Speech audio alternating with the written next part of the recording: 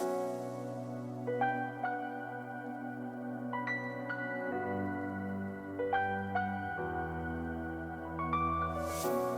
friends, older version of the main kid from Stranger Things here, bringing you another Dota 2 video on behalf of Dota Alchemy, in which we're going to be talking about my tier list, my power rankings for offlane heroes in 7.23b. Now, if you've been watching our streams, you might wonder why I didn't post this video at least 2 or 3 days ago, because I have been talking about it for quite some time now. And the reasoning is that the patch was new.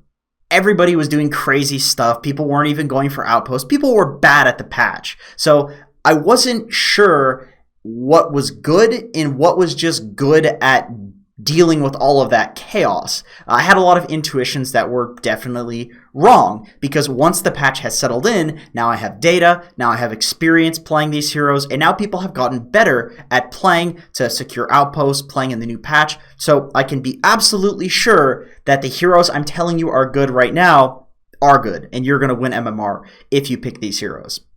Okay, so S tier. Venomancer, Puck, Sand King. One very important commonality between these three heroes is that they are all excellent Boots of Travel builders. Boots of Travel, possibly the most broken item in Dota currently, because you can push 2 lanes and secure both outposts, and if you do that once or twice, your team is going to have a 1 or 2 level advantage on every hero in terms of the position. So their position 5 will be 2 levels below your position 5 and so forth. It's really ridiculous. So these heroes, they clear waves, they buy Boots of Travel. That makes them incredibly strong. On top of that, these 3 heroes were all buffed. They're all really excellent laners. Venomancer, he's one of the most cancer heroes to fight in Dota. He was broken in the previous patch, so no doubt when he gets a 30% regen reduction on his Poison Sting, which was already incredibly annoying, this hero is going to be even more broken. He can defend towers, he can secure areas with Plague Wards, he's got one of the best level 30s in the game because his talents are ridiculous. Puck, similarly, level 30 is absolutely ridiculous. You scale to become a right-click carry. She was buffed so that the silence, you can now target it, which means it works as a pseudo mobility ability. But on top of that, this hero is incredibly good at laning against a lot of the safe laners that people are picking right now. Really good at disabling these absolutely obnoxious heroes that people are picking. Magnus with infinite skewer. People are picking Weaver, who runs faster than max movement speed. Void Spirit, who has, like, I don't know, 12 escape abilities. So having Coil and having Silence is amazing for dealing with the heroes that are currently strong.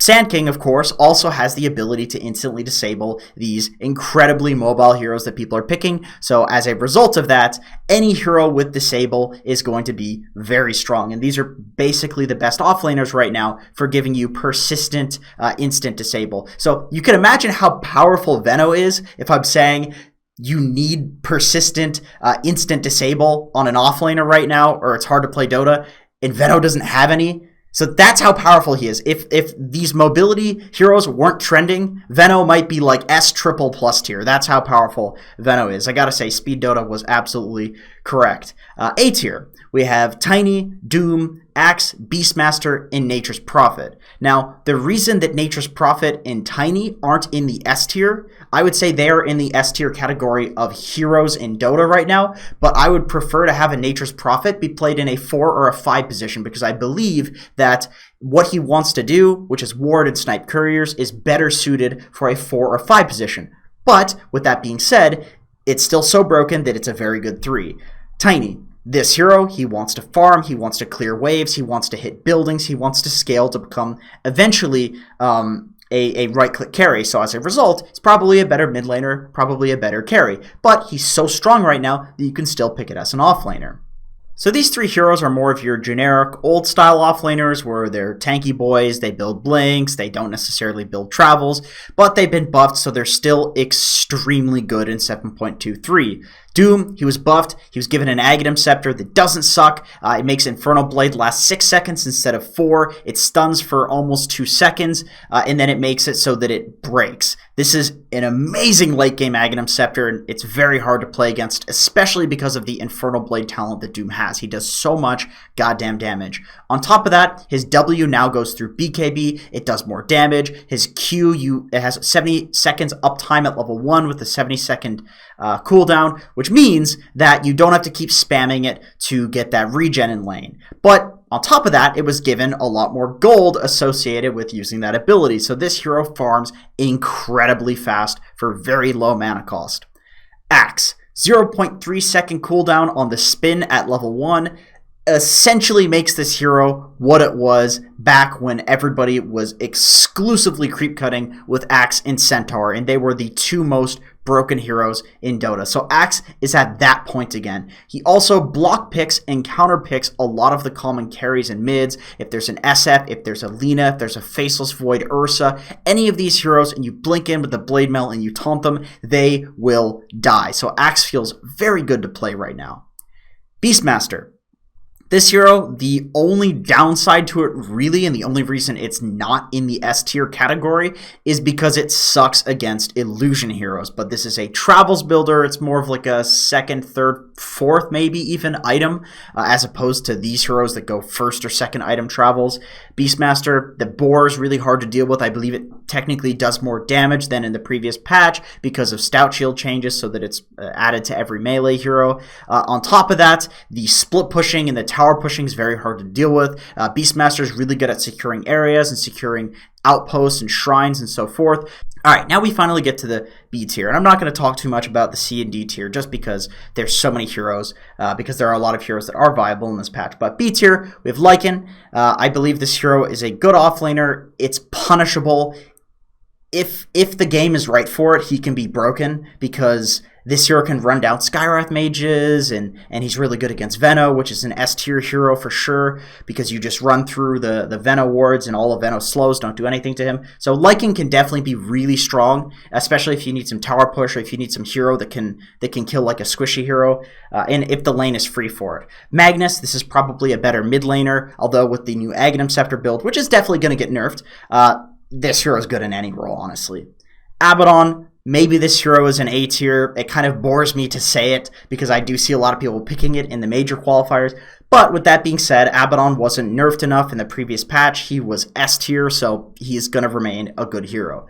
Enigma, this is a really good hero to counter a lot of the new meta bullshit. The Magnus, the Lifestealer support, you just black hole whoever's a problem on the enemy team, and they're dead. On top of that, the Midnight Pulse was buffed to do a little bit more damage. It is magic damage, but it goes through BKB now. Centaur, more of a generic offlaner, doesn't build travels unfortunately, but he was buffed. His return does a good amount of damage, and with other offlaners just falling off, Centaur was already kind of coming into be trending in the previous patch, so this hero is just really good, and it's a really strong laner.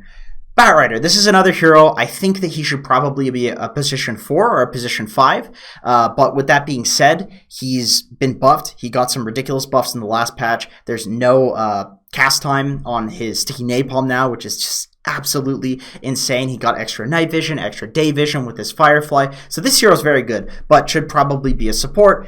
If it's a good lane, if it's a good game for it, you can definitely pick Bat as an offlaner. Omni Knight, another one of these kind of purge heroes, similar to Abaddon and Legion. These heroes are just still good because they were already good. Leshrac, probably the best tower pushing offlaner in the game, maybe barring like Beastmaster or Tiny, if you can afford to go for the cleave, the tree build. But with that being said, Leshrac gives you like the earliest possible tower push. So if you want to play really fast and you have a decent lane for it where they're not just going to kill you over and over because you're a squishy ranged hero, then Leshrac is one of the best heroes for playing fast. Okay, quickly, for C and D tier, we have Legion, Brewmaster, Slardar, Earthshaker, Lone Druid. Venge, probably a better support. Lone Druid, probably a better mid or carry. Earthshaker got nerfed a little bit, still a really good offlaner, really good at just if you need a stunner, if you need some AoE disable. Slardar, really good against like Lifestealers, Juggernauts. Brewmaster, this hero could possibly be A or B tier, but I haven't seen too many people playing it. It was a small buff that he got, but it could turn out to be huge because I did see a lot of people playing with the Cinder Brew before the patch hit, so maybe that's going to start trending. Legion, probably still a good hero, maybe B or A tier. The games that I played haven't felt that great for it because like Ursa is trending and that hero is really good against Legion Commander in lane. And so like Lone Druid's really good against Legion Commander too. There's a lot of these carries that make Legion feel kind of bad right now. And then finally we have the D tier. So these are just kind of all the heroes that I'm not sure about. They might be within the other categories, probably not S tier, but they might be good. They've all got, you know, decent buffs, and if it's a good game for it, you can pick it. So like Clockwork really hard counters Gyro. Snapfire, sometimes you have a Faceless Void and it's a really good Snapfire game. Pudge, sometimes it's just a free lane for him and you want somebody who can kill squishy heroes. There's a place for all of these heroes. Anyway, thank you so much for watching. I do appreciate it, and I hope to see you in another video.